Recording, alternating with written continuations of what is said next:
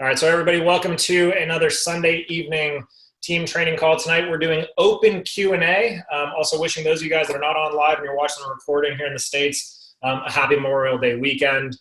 So whether you're watching live or you're watching the recording, once in a while we'll do these kind of open Q&A calls so that anyone from the brand new person to a person that's been in for 3 or 4 years can get some live group coaching from me. Doesn't mean that my answers are the right answers or the only answers. It's just that I'm going to pay forward whatever experience I've had, both with Isogenics and in my career previous to Isogenics. So again, take all training and coaching, whether it be from me or anybody else, with a grain of salt. Take it and adapt it for what feels good for you and what feels empowering for you. Again, what you hear from me tonight, I'm giving a big disclaimer, obviously. What you hear from me tonight is simply how I would handle any given situation, objection, question.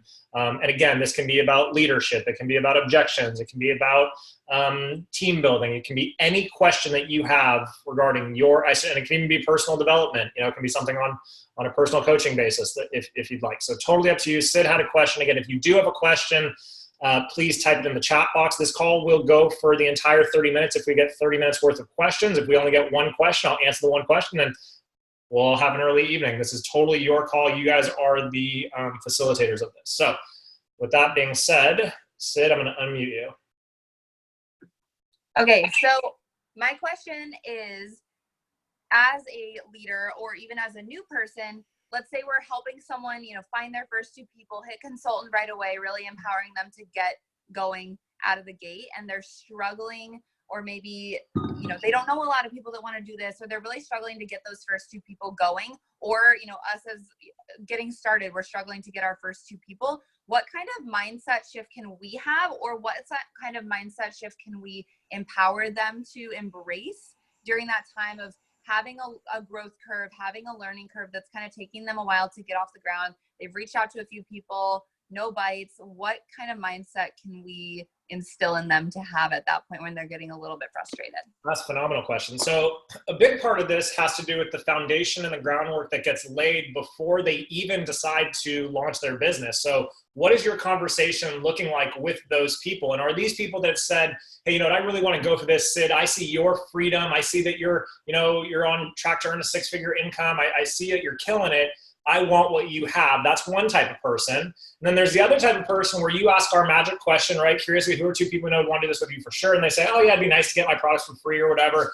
Here are a couple of people. So those are a couple of different types of people. So I'm gonna guess that you're speaking to the person that raises their hand and says, hey, Sid, I want what you have. Is that right? I see you nodding. Okay. So the fundamentals of when you start to have conversations with those people that are raising their hands, there's something to be said about us doing an amazing job of the delicate balance between Sami. I can't tell you how good your hamstrings look from this angle, bro. You're just killing it, dude. It's laying the foundation, and it's I love you guys. I have to. It's setting the foundation of helping to dance between us having unbridled enthusiasm for their enthusiasm and creating measured expectations of the realities of what it's going to take to build a successful business. So for you, Sid, or for anybody else that's on this call, you get to share very personally from the get-go and say, hey, look, yes, I've had success, or yes, I'm just getting started, or yes, my biggest week is $1,000, or whatever it may be.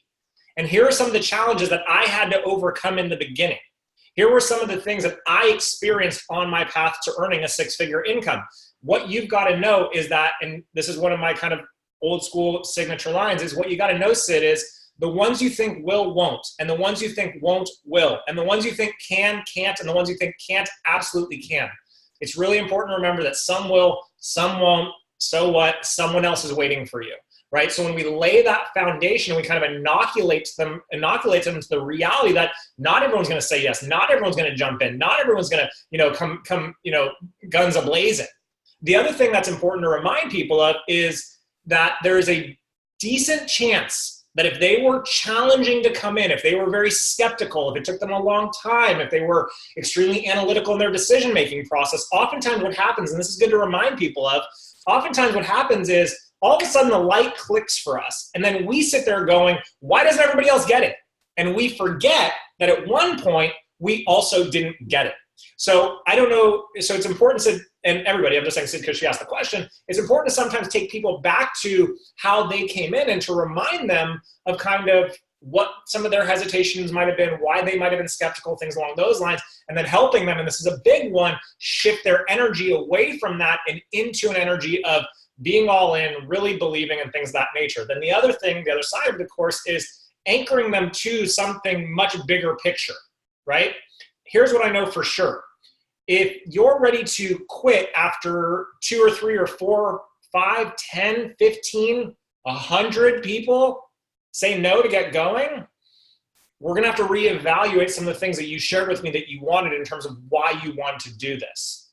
Because if your freedom isn't worth 5,000 no's, then your freedom's probably not worth much at all to you.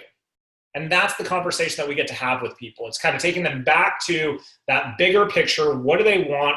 What are they willing to do? And then just helping them understand that, look, there are certain skills that they have that they're bringing into this that are transferable. And then there are certain things that they get to learn. They get to learn and develop. And sometimes learning and development can take a little bit of time. Now, when people are struggling early on, here's what I recommend. One, help them find really low-hanging fruit. Just help them get a win. It's so important to help people get a win. But then the other thing I would look at is, okay, there's obviously some sort of an energetic disconnect between this person and their community. For some reason, they're not getting the response that they were hoping to get. So what do I now know about their influence? I know that their influence is obviously inhibited to some degree. So how can I, as their partner, how can I, as their mentor, help them to increase their influence? I can turn them on to some of the tools that have helped me increase my influence. Maybe it's a webinar maybe it's a training we've done. Maybe it's a podcast you've heard from another leader, and helping them just to grow day by day in their own personal development so they can establish that level of influence so people are more likely to say yes to them because they'll start saying yes to themselves. Cool? All right, hope that helps. Is that good? Thumbs up? If anybody else got value out of that same question that Sid just asked, just go like this. Okay, sweet. Antonio has a question, or it could be Teal. Forgive me, Teal. It could be you. I'm going to unmute you guys. What up, brother? Hey, brother. Okay, so I have a dear friend of mine that I am looking to enroll, and he says that he understands the value. He keeps stressing that he's ready to make a shift in his life. How do I create the urgency? He says he'll be ready, he'll be ready, he'll be ready. How do I create urgency to get him to take that step and really enroll himself in what we're doing here? Great question. How many of you just go like this if you've had this experience as well, right? And some of you are brand new and you're like, I haven't talked to anybody about this, but guess what? If you try and enroll anybody into anything in your life, I promise you that the question I'm about to ask you applies. You can use this in anything, okay? It's a very simple question, Antonio. And I would just, let's say it was you and I, right? And I've been going back and forth. You can stay off mute so we can role play this a little bit, right? So let's say we've been going back and forth and you're like, yeah, bro, I know I need to make a change. Like I've seen your results, like it sounds good, blah, blah, blah, blah, blah. I'm going to do it really soon. And we just go on and on and on, right? Inevitably, I'm going to ask you a question that I love asking. I'm just going to say, Antonio, bro, just between friends, just between you and I, bro, what's really stopping you from getting started? That's it. What's really stopping you from getting started? Because what I know is the reason that your friend, your dear friend, hasn't taken action yet is because, yes, you've overcome all of his logical objections. Yes, you've shown him the value. Yes, logically, he understands all of those things, but we don't buy with logic. We buy with emotion and we justify with logic. So what still is yet to be revealed to you by him is what the deep underlying objection is. What's the real underlying fear? Right? And that's why you just got to ask the question, bro, between you and me, just what's stopping you from getting started? Just ask that question. What's really stopping you from getting started? And you're going to get something like, dude, look, I'm scared it's not going to work for me. I'm scared I'm going to fail. I'm scared I'm going to, whatever. I don't know what this person's history is, right? These are just, in my experience, these are the types of things that you're going to hear.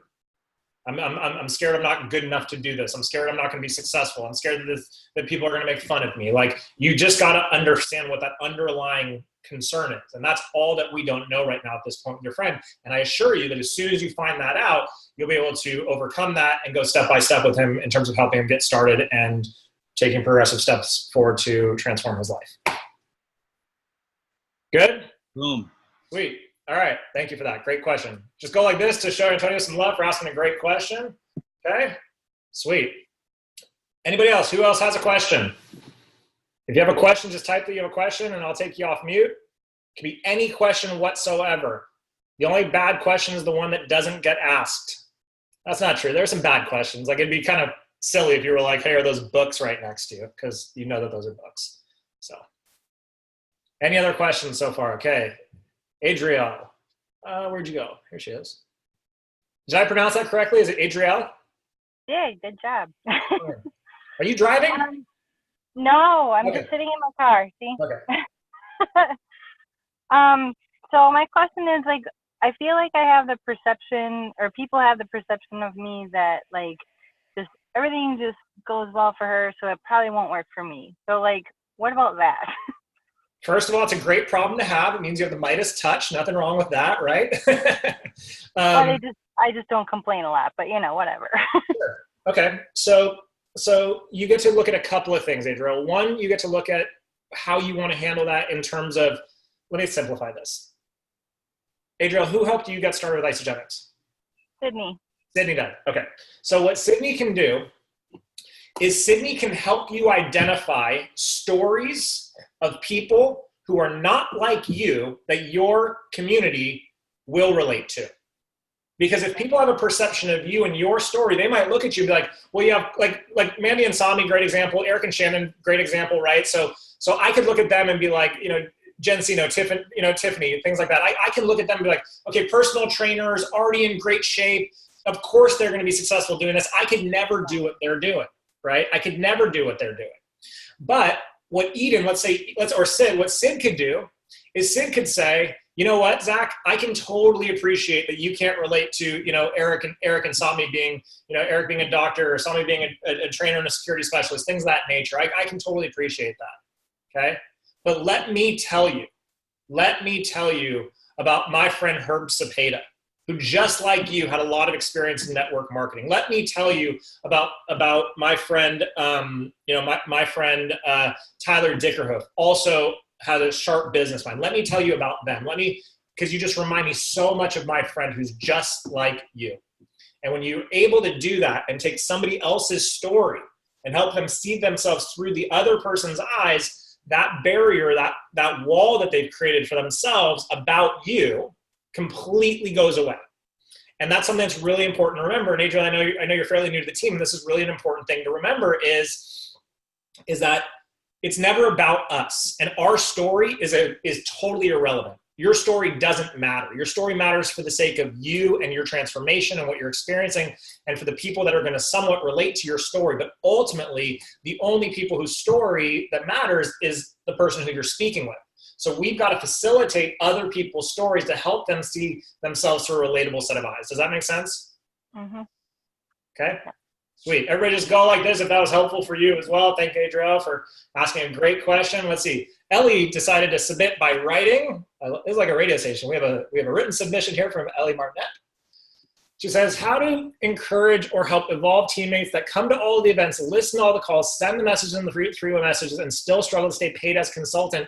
How can you find that tipping point or the area that they need to focus that will help them propel forward? That's a loaded question, and that's a really great question. So there's a couple of things. It goes back, Ellie, to kind of what I was alluding to earlier, which might be helping them to increase their influence. That might be one part of it, is increasing the influence. The other part of it, no worries, tell the babies good night, sleep well. The other part of it, it might not necessarily be their influence, but it could be whom they're being influenced by. So what is their network like? So oftentimes what I'll do is if I have someone who's really, really struggling and they're making the calls, they're sending messages, and they're doing everything they're doing to do, one of the things we've got to start to take a look at, we're going to take a look at one of two things. It's either their leadership and their need to grow their leadership abilities and how they're showing up, or they've got to grow their network and put themselves into a community of people that are going to challenge them to up level. That's the best. Those are the two roads. Those are the two roads. I wish Mandy was clapping for my answer, but she's clapping for sports. I'm just kidding. I know you're cheering your kids on. It's a big game. Go root for them. Oh, that's awesome. Look at how cool. Where else other than network marketing? Like how cool is this that you could do this from anywhere, right? And I know they're paying attention. I know they're listening. I got to keep them sharp. There's that quad again. Get that thing out of my face, Sami. It's ridiculously distracting. Okay, so those are the two paths, Ellie. Again, it's either they've got to increase their leadership ability, which everyone has the ability to do, or they've got to up-level their center of influence and who they're surrounding themselves with. It's one of those two things. It's either how they're showing up or who they're showing up around. It's one of those two things, typically speaking, in my experience. Great question. Crystal Say had a question, it looks like. Okay. First, let's congratulate Crystal and all other Canadians on the Toronto Raptors going to the finals. So pumped for them. Oh my God. Yeah, it's gonna be a bloodbath. But anyways, good that you guys got there. Okay. Go I have kind of a specific question. I've been connecting with a lot of moms lately, either pregnant moms or newly postpartum. A lot of them who have been kind of curious about the opportunity. And when I'm presenting the value pack, a big question that I get is, well, why would I go with this system if there's products in there that might not be safe for me to be using, like the Ionics and the Cleanse for Life? So has anyone had this kind of scenario where people wanted to get started or were interested in the opportunity, but they didn't see themselves using a lot of products in there? What would you recommend to those new moms? Yeah, that's a great question. So everyone's kind of popping it in the chat box right now. The new mom bundle, right? The new mommy pack. But is that a system that we get upfront bonuses on? There's no PIB. So in this case, Unfortunately, you'll forsake the PIB, but you're doing what's right for the oncoming associate in this case, and that's what matters the most, right? You're serving their needs, you're creating a solution for them. Now, that being said, what you get to communicate to them is helping them understand the value of the value pack, right? And help them understand that, hey, everyone that comes in is going to want to get started the same way you get started. And if you have new moms or nursing moms or pregnant moms, then this is the perfect way to help get them started and to get your business going.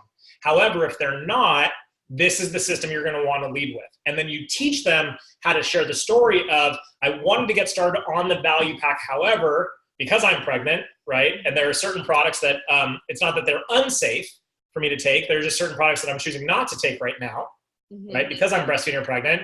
That's why I got started on the system. However, that being said, and then you just re-edify why you want to get started on the value pack, teach her how to build up the value pack. And then obviously if you can reference some of the data that's on our financial discovery template about the amount of upfront bonuses that they'll earn building that way, the retention, the volume, things like that. So that's how I would do it. That's how I would handle it. Perfect. Thanks. Great question. All right. We got about 10 minutes left. We can either use them for additional questions or not use them for additional questions. Anybody have another question? You can type in the chat box that you have a question. If you don't have a question, that's okay. Any other questions? Miller, you got one? Yeah, I got a question. It's sticking a cake in my face, this woman. Question about, I get coaches, a lot of coaches, and coaches like life coaches and stuff? All sorts of coaches, coaching, all sorts of of coaches. All kinds of coaches these days. That's true. Lots of coaches. And I guess any advice on how to kind of, I don't know. I mean, I believe that it's an amazing addition to any coach's practice or business, but any kind of advice you can give on kind of verbiage or conversation with all the coaches. Yeah, I think that, I think one conversation that if they're willing to open up to you and have a conversation, like what I love for coaches to do is I'll just say, hey, and I think we actually did this with Mandy and Sami when we sat down, was, hey, can you explain your business model to me? Can you explain your business model? Like, I'm just curious, like, help me understand your business model, right? Like, how does it work? How do you earn, right? Like, how does your business work? And then what you do is you ask questions to create a little bit of pain, right? You create a little bit of pain. And some of that pain might be something along the lines of, so how often do you have to replenish your clients, for example? How often do you have to find new clients? Or what happens if someone just stops coaching with you? Do you stop getting paid? how are you growing your business? Is it just you by yourself? Are you doing Facebook ads? Like, what's your overhead like? Right? So ask business questions to help create because here's what we know for sure. With the exception of maybe the top 1% of coaches in any category, the majority of coaches are struggling significantly when it comes to making a steady income. And one of the biggest reasons they're struggling is because they have zero leverage whatsoever. And it is one of the roughest trading time for dollar professions you could be in, because and just take notes on this, right, bro? Like just take mental notes and start to create questions out of what I'm saying, because here's one of the biggest areas where coaches trade time for dollars that no one really talks about. And I'm pretty sure we had this conversation with Andy and Sami, and what we were able to deduce was how much are you actually making per client. And you'd be amazed at what some of these coaches are making per client when they strip it all away, when they look at their costs, when they look at all that stuff. Some of these guys are charging, $1,500 for 90 days or whatever, but they might end up making like $150 on that $1,500 because their overhead's so steep, right? So anyway, so we look at those things, but here's where they're trading time for dollars that no one really talks about with coaches. It's not just in the moments that I'm coaching you that you're costing me money. It's in all the hours I have to spend constantly making new content, customizing your plan or your specifics, whatever they are, right? So on what could be a 40 to 50 hour a week business, where I could just do a straight time for money exchange, most coaches are having to invest an additional 30, 40, 50 hours a week later, throughout the week, because they have zero leverage whatsoever. So again, going back to the foundation of the question, I think it was a great question, is asking questions to get a real understanding of their business model, and then crafting further questions to kind of help them see and identify, right, some of the challenges that are there. And notice what I'm saying. I'm not saying go to them and say, hey, your business model is broken, because no one wants their baby called ugly, right? And that's really important with coaches. Like, you got to honor what they're building. No one wants their baby to be called ugly, right? So you've got to honor it. And the best way you do it is you illuminate challenges through just through the power of asking questions, right? Which if they're a coach that's even worth half of what they're charging, they'll appreciate you asking great questions, because all great coaches ask great questions. So anyway, again, slightly long-winded answer to your question, but I hope that sheds some light on it. I'm happy to do one more question, or go like this just real quick for Eric. I know a lot of you guys work inside that space, looking to connect with coaches, things like that. The leverage thing is the biggest one for them. They have zero leverage, zero. Most people don't. Okay, any other questions before we wrap up? I'm happy to do one more. We got 5 minutes left. Again, this is your time. Anybody got a question? Comments, critical remarks, concerns, jokes, songs, dances? Anything? Anybody? Tiff, you got one? You are unmuted. Okay, sorry guys, we have a birthday party too, so gotta step out. Hey, birthday parties everywhere. Birthday parties, sporting events. Man, you guys got lives, huh? Yes, with freedom. So it's awesome. So I would love for you to go over some Mythbusters that actually I learned at corporate this week that was really, really, really powerful, and things that we're able to move into our business with. And I'm pretty sure almost all of us have had this come up with, oh, I'm not taking processed foods. I'm sorry, I will not take that product because it's processed and whatnot. That was one myth. The second myth was the nutritional cleansing and how it won't benefit. What do you mean? What do you mean how it won't benefit? It won't, as far as people don't believe in fasting, and they also don't believe in taking chocolates on cleanse days. How does that benefit me as an individual when we could just do a juice cleanse down the street and we're eating chocolates? It doesn't make sense. And a lot of people, like, that's where we have to, as health coaches, like, we may know the answers to this, but for duplication, how does someone answer those Mythbusters on their own if they don't have that knowledge? Yeah. So I would say, hey, I can totally appreciate that. Hey, if I send you a video, or if I send you an article, or I send you a brief podcast to help you understand the real nutrition content, or how this is minimally processed, or how everything that you eat is processed in some capacity, would you be willing to take a listen to it or watch it or whatever? So you use a tool, right? That's it. You always teach to use a tool. In terms of the nutritional cleansing or whatever, I just like to ask questions, right? Oh, I don't think I don't believe in fasting. Cool, no worries. What do you believe in when it comes to your health and wellness? What do you believe in? Well, I believe in blah, blah, blah, blah. Great. Curiously, how's it been working for you so far? And then there's always the kind of hammer question, which is, hey, just between friends, if some part of you wasn't looking to do something different than you've been doing them, then would you agree that you and I probably wouldn't be having this conversation in the first place, or that you probably wouldn't have reached out to me in the first place? No one who reaches out to you or engages in a conversation with you about this isn't interested in what we have to offer. It's a fear-based objection, and all we've got to do is uncover, again, going back to what the thing with Antonio is, we've just got to uncover what's the real objection, right? So, hey, if I send you a tool, if I send you a video, if I send you an article, we watch it, listen to it, review it, whatever it is, right? If I would you. That's it. Simple as that. Use the tools. And then in terms of answering objections about like, oh, I don't believe in blah, blah, blah, blah, great. What do you believe in? I'd love to hear your philosophy. And then let them share your philosophy. Sweet. If I could show you a way that our products actually line up perfectly with your philosophy, would you be open to learning how? And if they say, maybe blah, blah, blah, then guess what? Poke them in the eye and run away. They're not who you're looking for. At the end of the day, you want to keep on working with open-minded people, right? And some people, believe it or not, are fighting just to be right. And you know that, Tiff, right? From the work you've done and stuff like that. Like, we just know that people fight to be right about absolutely nothing. And ultimately, like, let them be right. But once in a while, don't be scared to challenge people. I remember I got on a call with a guy one time, and there's a video of this. Eden happened to catch this video. It's floating around the ISA-verse somewhere. But Eden caught this video. I was on a call with somebody, and he's telling me what he eats normally, and the guy's got to lose 35, 40 pounds, right? And he starts asking me all these science-based questions, whatever. And they were valid questions. And I just asked him, I was like, hey, bro, I just have to ask. Earlier in our conversation, you shared with me that you eat Burger King twice a week. Curiously, how much research have you done on the nutrition of Burger King? And he said, none. And I said, can you appreciate why it feels a little bit hypocritical for us then to be answering these questions? He goes, yeah, I guess so.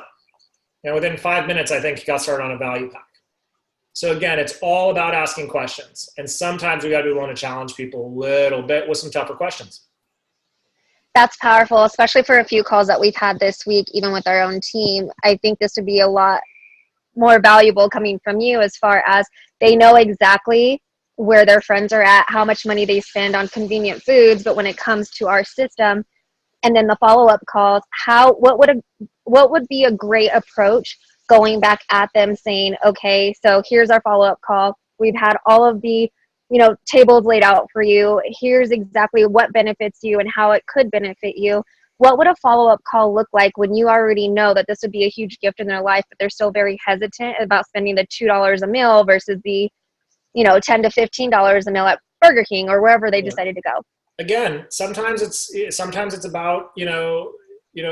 about the timing of that follow-up call. Like, how long has it been since the initial call? Like, there are so many like nuances that go into everything that we do. But let's say it's been like a month, right? Let's say it's been like 3 weeks to a month. I might reach out to them like, hey, Tiff, like, just thought I'd touch base. Like, how are you doing since the last time we spoke with all your health goals?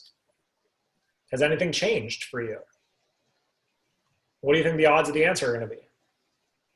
97% chance that you're going to say, not much. Tiff, how's doing things your way been working for you?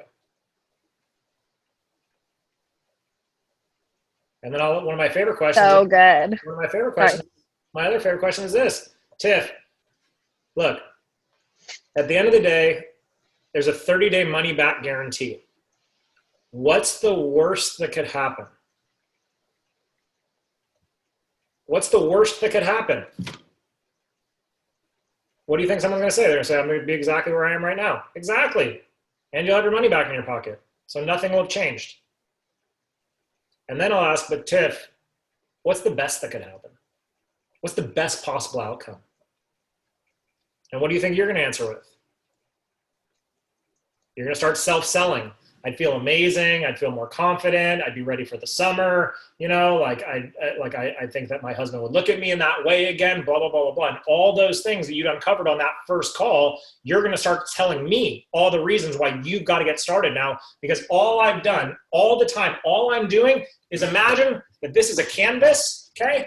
This is the canvas. All we're doing the entire time by asking these questions, following the templates, guys, this is how it's all designed.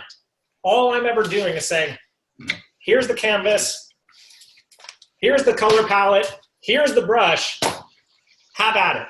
That's what we're doing. We're supplying the canvas, we're supplying the palette, and we're supplying the brush. You've just got to literally help them to pick up the brush, choose what colors they want to do, and start painting. And that's why we ask questions like, what's the worst that could happen? We know that it's a zero-sum answer. We know they're going to say nothing. We know that they're going to say nothing. It's guaranteed. What's the best that could happen? And let them self-sell. And there's no more buying decision. There's no buying decision more powerful than the one where we feel empowered to make the decision on our own. And the only way we achieve those things, and the only way you help your clients, and the only way, by the way, you significantly increase retention and reduce returns is by helping somebody to come to the understanding that this was of their choosing. And the only way we can do that is by asking influence-based questions. That's it.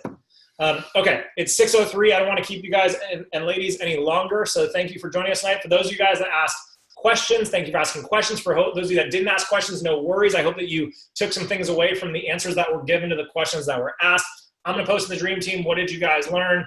Feel free to comment on that, not for my benefit, but for yours, and for retention and all that good stuff, and maybe you'll see something that you missed. Anyhow, have a great, great evening. Happy Memorial Day weekend, and we will talk to you all soon. Good night.